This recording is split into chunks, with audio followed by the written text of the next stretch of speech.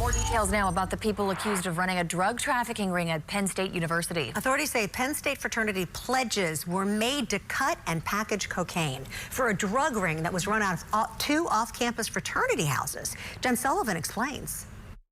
13 current and former Penn State University students are now facing charges in connection to what authorities call an elaborate drug trafficking ring at Penn State University. This was an upper-level trafficking organization for this region in Pennsylvania. The Pennsylvania Attorney General says between 2023 and 2024, large amounts of cocaine were brought from Philadelphia and New York to Penn State, where it was cut and packaged primarily for other students. The evidence showed that cocaine was primarily packaged at the fraternity houses and that packaging was done by fraternity brothers and oftentimes pledges. Penn State is one of the biggest universities in the country, with a total number of more than 86,000 students enrolled last fall, according to the school's website. Authorities say the drug crimes involved accused fraternity members from Delta Upsilon and Sigma Chi. We found a pattern of events that showed cutting and bagging cocaine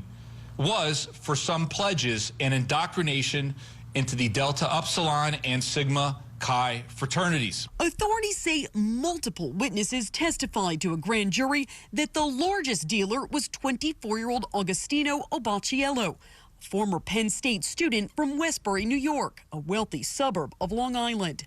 He faces numerous felony charges. Just because you're at college and you're making money and you think that this is something you can get away with, it's not. The 14th person charged in connection with this case is a father of one of the defendants, accused of tampering with evidence and hindering the investigation. I'm Jen Sullivan reporting.